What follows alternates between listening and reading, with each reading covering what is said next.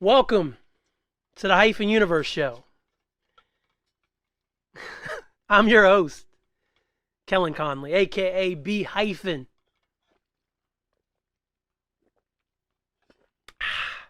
Show sponsored by water. A tall glass of water, 40 ounces of water. How's everybody doing, man? I'm feeling good. I'm feeling great. I'm feeling fantastic. Got some work done on the album today. Got some verses re-recorded. This is like hell week, trying to put this album to bed. I want it to be done by Sunday. We'll see. We'll see if I get there, so pray for me, y'all. But hopefully, 2 days before the 10-year anniversary of my first album, my second album will be ready for public consumption. And it'll come out in March. So I'm very excited about that. Mental health check-in real quick. I'm all right. I'm doing good. Had a good day. Can't complain. Didn't eat too badly, which is a good thing. Had some delicious. Shout out to Wayne's in Fort Ashby, West Virginia, man. If you ever go through Fort Ashby, or I think they got 2 locations. I think there's still one in Kaiser. If you ever go to Kaiser, West Virginia, if you're ever in Kaiser, I'm sorry. My wife's from Kaiser, but if you're ever in Kaiser, I'm sorry. There is a shop called Wayne's there, and they have delicious, all kinds of food. And my mother-in-law sent us, some chicken salad and some ham salad and some potato salad and some chili sauce for hot dogs.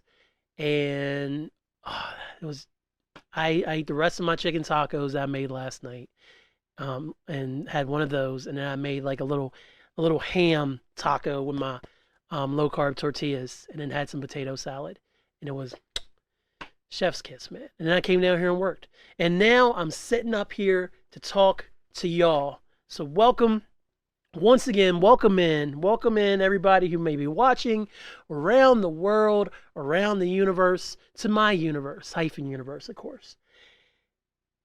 And the first thing I want to talk about real quick, my brother Matthew, who was on episode 204 of Hyphen Nation. Look at me pulling out of thin air. We actually recorded that episode last January when he was in the States the first time last year. It was the first time he had been back since he left 4 years ago, which is crazy, 3 years, whatever it was. And we chopped it up. And we were talking the other day, and he was saying how he didn't understand why Beyonce was making country music. So that's the first topic. What are my thoughts on Beyonce making country music? Well, I after a period of being angry about Lemonade before I figured out what she was saying on Lemonade was true. Way to go, Hove. After I figured that out, I stand a Beyonce, man. I love Beyonce. I love a lot of her music. My favorite album, if we're going to throw it out there, is the self-titled one, the surprise drop that came out in late 2013. That's my favorite Beyonce album. Really enjoyed Renaissance. It's a crime she hadn't won album of the year, but Grammy's going to Grammy. So first and foremost, Act 2, as she's calling it, it seems like it is a country album. She dropped 2 country singles on the day of the Super Bowl, the night of the Super Bowl, matter of fact. And they're both very, very good singles. 16 Carriages and Texas Hold'em. They're going crazy. She's up to #1 on the Billboard charts. The first black woman in Black History Month to top the Billboard charts, which is amazing. So shout out to Beyonce for that one. Shout out to that. That's just cool, man. That's just cool. But why would Beyonce, who is literally the queen of the R&B realm, of the pop realm when it comes to black soul singers nowadays, why would she make a country album? And I'll tell you why. It's to win a Grammy. No, I'm kidding. Even though I do feel like maybe there's some ulterior motives, be like, I haven't won a Grammy doing all this great music this way, so let me try to make great music this way. So here's what's going to happen. Beyonce is going to roll out this album in a few more weeks. And it's funny because we're getting the new Ariana Grande album, and then we're going to get Beyonce, and then you got Taylor's new album. So it's going to be a busy couple weeks. And then Miley dropped the whole ass album with song with Pharrell. Apparently it's an old song, but yeah, Miley Cyrus dropped a song with Pharrell. If you ever want to check that out, I I know she posted about it on Instagram. I'm going to guess it's on pre-sale, pre-save, so it should come out later this week. So a lot of those same pop artists I talked about on that one episode of Hyphenation, episode, let's see. I don't got it. I don't got it. There's an episode where I literally talked about Gaga's last album that came out, Ariana's last album came out, Evermore, and then Miley's album that came out before Endless Summer Vacation. Whole episode of Hyphenation. So you can go listen to that wherever podcast it if you're interested. Don't let me hold you. But it's funny that we're getting all this music back to back by all these great female artists. And apparently Gaga is in the studio right now. And that's super exciting to me because I love me some Lady Gaga, probably the most. It probably goes Gaga, Beyonce, Taylor, Miley, then Ariana. If I'm just picking out of those, you know, there's a whole list. So don't be like, man, you like some white ass music. Music is music, and that's exactly my point. That's exactly my point. All right. So Beyonce's going to do a country album. And Matt said something about, man, I hope it doesn't, like, she doesn't get a backlash. I hope she didn't get canceled, blah, blah, blah. And I was like, first of all, I was like, what's she going to get canceled for? Second of all, she's already had a lot of pushback from radio stations saying that, country radio stations saying that she wasn't a country artist. But eventually those country stations started playing Beyonce. And now she's shot to the top of the country and the Hot 100 in Billboard now. First black woman to do so, if I didn't mention it already. And yes, I know I did. What I'm hoping for, and what I told Matt, was this is a good moment for her. Because she's coming out of this dance house era of Renaissance. Stepping into another genre. And she's going to make some phenomenal music in the country genre. And even with a little backlash about stations not wanting to play her, or, you know, Donald supporter number 1,000,007 be like, Beyonce shouldn't be making our kind of music. That's messed up. Make America great again. Even if he's over there saying that while he's sipping on his Miller Lite, because you know he ain't drinking no Bud Light. Even if he's doing that, this music's going to be irresistible. And first, it's going to go through the women fans of country music. Fans who like Beyonce. And even if they didn't love Beyonce, they at least liked her song that she did with the Chicks a few years ago on Lemonade. Daddy Issues, I want to say. So they enjoyed that. Beyonce was on the CMTs, or one of the country award shows, not that long ago performing. Like within the last, let's say 8 years. 8 to 9 years. And so maybe they're familiar with her from that.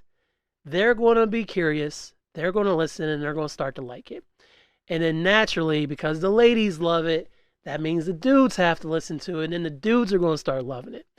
And so all of a sudden, all these people who maybe didn't consider listening to Beyonce will start listening to Beyonce.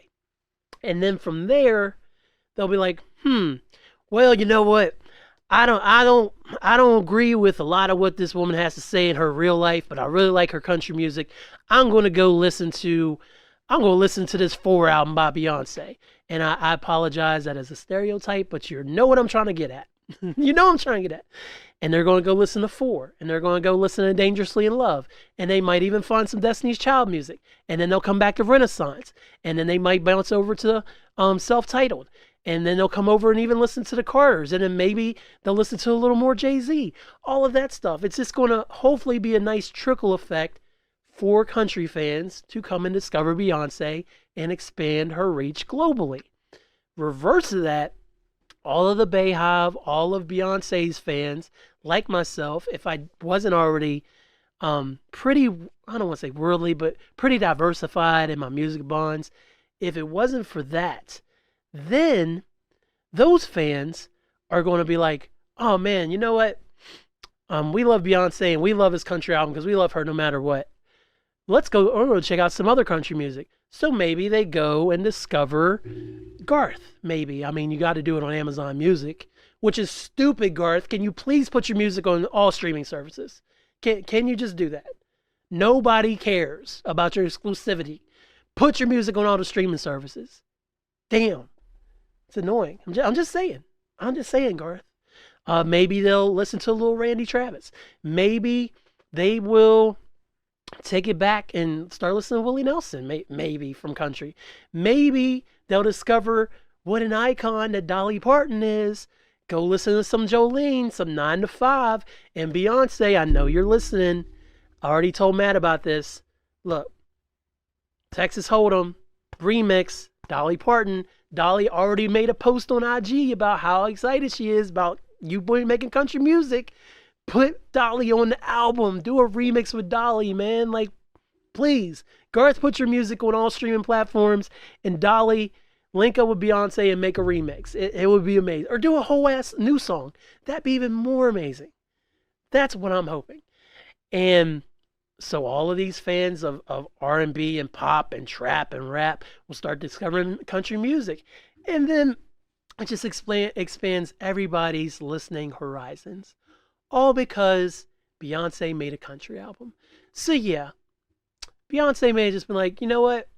This is the aesthetic I'm on right now. This is the vibe. I'm going to do this. We all know she don't even got to make any more music. She ain't got to. There's no point. But obviously we're lucky enough where she still wants to. So we're going to be very grateful for that.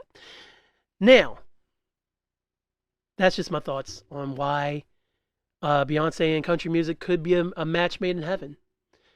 And I hope to see Beyonce continue to diversify her music portfolio. That apparently is a theme today, is diversifying your music portfolio. So I know a title when I hear one, even though I was going to call this one, Why Do You Care? I think this one's a diversify your musical portfolio.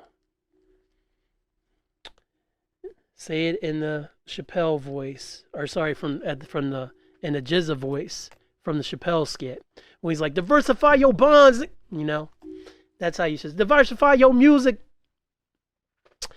Which brings me to my next topic. Okay, all right. Chappelle is a transphobe. I no longer support Dave Chappelle. That's me personally. Okay. R. Kelly is a horrible human being. I, for many years now, have not listened to R. Kelly's music. Until today. And I feel guilty as hell. But the Ignition remix came on the radio at work. And normally I skip that song because we have a rack of CDs that we just go through all the time. And normally I skip it because I burned that CD originally like X amount of years ago. And I had the Ignition remix on there. I was getting ready to skip it and I was like, and I can't lie, I vibed and he's a monster. I feel horrible. But I generally don't support R. Kelly. Okay? Who else comes to mind that I don't support? Oh yeah. Kanye West. Amongst the slavery was a choice comments and other things he's done throughout the years, despite the fact that he's bipolar and he has a mental illness, which I fully account for because I literally preached mental health just the last episode of the Hyphen Universe show. Just did it. Okay? But Kanye West literally said Hitler was right. He is anti-Semitic against a whole ass type of human being. And you know what Kanye fans did? Did they turn away in disgust? No. They doubled down. They hung signs over the bridges and the road bridges in LA. I don't know what the damn streets are. I'm from West Virginia. Saying that Kanye was right about the Jews. There was an uptick in anti-Semitic crimes because of Kanye. And you know what he did to apologize? This fool said, I like Jews now. Jonah Hill was funny in 21 Jump Street. And y'all were fine with it. Yes, he lost the Adidas deal. Yes, he lost a bunch of money. There's a bunch of people who refused to work with Kanye and he was hurt financially by his comments. But now he got the Vultures album out with Ty Dolla $ign, and everybody's like, oh my God, Kanye West got a new album out. I love it. Kanye's such a genius. So cancellation does not exist. It doesn't. Louis C.K. literally was jerking his little in front of women without asking in their dressing rooms. Like, hey, what's up, Sarah Silverman? Here, look at my little... And she's like, ha, ha, ha, that's just how he is. But then there was a lot of women who was like, oh, hell nah. There's still people who support Bill Cosby. He literally date raped women for years upon years upon years. And there's another one. I have not watched an episode of The Cosby Show since that came out. Thank you, Hannibal Buress. Cancellation is a myth. It is a myth. It does not matter. If you have any kind of influence and any kind of money, people want more from you and they're not going to care. They're not going to care about anything that he said, all of the horrible hate speech that he talked about last year, back to Kanye. They don't care. They absolutely don't care. They don't. They just want more Kanye. Oh, Kanye West, give me some of my music, Kanye. Oh, you're so great. A journalist that I highly respect constantly puts posts from Kanye shows on his feed, and it drives me insane. Like, do you not see the narrative he has created and the narrative that we allow him to continue to breathe? And then it sucks because I can't separate myself from anything that he did prior to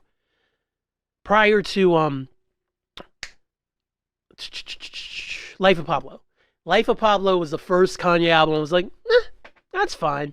You know, it had some songs, but that was when I started to feel the first signs of, I'm not feeling it. So I'm going to listen to College Dropout. I'm going to listen to Graduation. I'm going to listen to Late Registration. I'll listen to all of that and enjoy it. But I'm not in I miss the old Kanye narrative. This is who Kanye's always been. And I'm not even going to entertain the idea of it's like, oh, it's because his mom died. Yes, Donda dying had a lot to do with why he became a piece of trash. But, at what point is enough enough? Apparently never. He's still selling out shows. He's still selling merchandise of whatever the hell he's doing to put out his horrible shoes. Yeezys are highly overrated and I hate them. I don't think they've ever been a good shoe. Not the Nike Yeezys, the Adidas ones. I don't care. Come at me. At me in the comments. You love your Yeezy slides. Good for you. Good for you. Wear the slides of a man who's anti-Semitic. Good for you. But I mean, that's just the world we're living in, right? Right. So cancellation doesn't exist. The last cancellation that I thought was going to happen was Lizzo with the whole dancer situation. I haven't heard anything. I guess it's still in litigation, whatever. It's still in court. And Lizzo's fine. Lizzo was giving out awards at the Grammys. And yeah, when Lizzo's case, it could have been like, yeah, she could have just been a bitch for a little while, and that's what the problem was. That's fine. That's fine. That's Lizzo's choice to do that, obviously. And for people to call her out on behavior, that is also their choice and the right thing to do. So maybe it's not on the level of, oh, I sleep with little girls and pee on them, or, oh, I hate the Jews and Hitler was right. But at the same time, cancellation is a flipping myth. And it really aggravates me, obviously, because you can tell how annoyed I am. Last topic. Speaking of haters, Scottie Pippen. Scottie. Real quick catch up for those of you not in the know. A little documentary came out from the 1998 Bulls season, the 1997-98 Bulls season, where cameras are following their Bulls around the whole season. Dennis Rodman even said recently that they didn't know the cameras were filming for Michael. So they had planned to release this documentary in the summer of 2020. And then, of course, COVID happened. And so ESPN kind of scrambled along with the directors and everybody to release it early so that people would have something to watch during the pandemic because there was literally nothing on because everything was shut down. So I want to say it was April maybe when they started airing it. Well, we realized that The Last Dance wasn't so much about the last season of the Bulls being together in their championship run. It was a retrospective of Michael Jordan's career with a little sprinkle of teammates in there and all of his championships with a lot of footage based on stuff they took from the 97-98 season. And then a lot of Michael Jordan interviews. Came out. It was fine. Everybody enjoyed it in the moment because there was nothing else on. And then after Scottie Pippen sat down and looked at it, after he had done interviews for it, he's like, nah, I don't like it. It don't sit right with me. It ain't right. So Scottie got mad at Michael. And immediately, anytime he got a chance, he was popping off at the mouth. So he's like, that documentary was wrong. There was so much more to it. I felt misrepresented. This wasn't about the Bulls, about Michael, blah, blah, blah, blah, blah. So I don't know. I kind of have an idea. I feel like The Last Dance broke the proverbial camel's back. It was the last straw. The Last Dance, the last straw. So, because of that, Scottie's like, everybody listen, you know what, Michael's not that great. Michael, that's not the true story. I have so much more to tell. Phil is a racist, which... He apologized for calling Phil a racist in his book. Phil did have those comments about LeBron's posse and everything like that a few years ago. As far as I know, Phil's not a racist, but you never know. I mean, he coached 2 of the greatest players of all time, 3, including Shaq. You're going to have your moments where you say the wrong thing, especially as you get older and out of touch with Zen life, I guess. Not to make excuses for Phil. So Phil's either trash or Phil's not. I don't know. Phil's not going to be canceled because he's Phil Jackson. You see my point. So Scottie's like, I'm going to write a book. This is what my plan is. I'm going to write a book. So Scottie Pippen writes a book. Okay? It's called Unguarded. I've read the book. I read it 2 years ago, something like that. I'm not checking my Goodreads, but I've read it, and I enjoyed the book. It was a nice, insightful look at Scottie's whole life and career. Very well written, but it seemed like he was just determined. Like, he's like, now is the time for me to step out of Michael's shadow and tell everybody my real story. Going back to my original title, why do you even care, Scottie? Why? You literally was a draft night steal by Jerry Krause. So you and Michael and Horace and several people have literally crapped all over this man's memory where Bulls fans booed his widow at the Ring of Honor ceremony. Do better, Chicago. Booed his widow. Had that whole narrative of just being literally. You made Jerry Krause a villain. Yeah, y'all broke up in 98. We don't know what may have happened if there hadn't been a lockout, but eventually all good things coming in. Y'all went out on top, whatever. 6 rings, Scottie. 6 rings, no finals losses. You were the second best player on 6 NBA championship teams, and you won 3 in a row twice. 6 National Basketball Association championships. And over the years, you and Michael there's been photos of y'all together and courtside at events and stuff. I want to say he attended you attended when his number went up the second time, and you was obviously in attendance the first time. You're still playing, or you're still playing in. Maybe you weren't there for 33, but y'all all came back, and it was y'all were brothers. Y'all had went to war and all this stuff. And for years, it was that narrative. Like, you even went to war with Shaq about LeBron being better than Michael, I think was what it was. On Instagram, there was a beef at one point. And now you're like, not so fast. I was pretty good too. You absolutely were, Scottie. That's why you were on the Dream Team 1. You were one of the best 12 players in the United States in 1991 when they selected that team, which is incredible. Why do you care about What they say about Michael now. It's so divisive. I've even said that LeBron has passed Michael as the greatest player of all time. I have a whole episode dedicated to it on the Hyphen Nation feed. It's a thing. It's a thing. You have even said Michael's the greatest to ever play, and there's been narratives, you've been on shows prior to The Last Dance happening where you've wholeheartedly supported Michael Jordan. And now you're like, nah, I got something to say. So yeah, your book was cool, but I thought, okay, he's going to get the book out, and then he's just going to let it go. He's got it off his chest, and things will be fine then. Then for the 75th anniversary, you're named one of the best 75 players to ever play in the NBA, and you skipped the ceremony to avoid Michael. You literally skipped. Like, I'll be there for the 100th.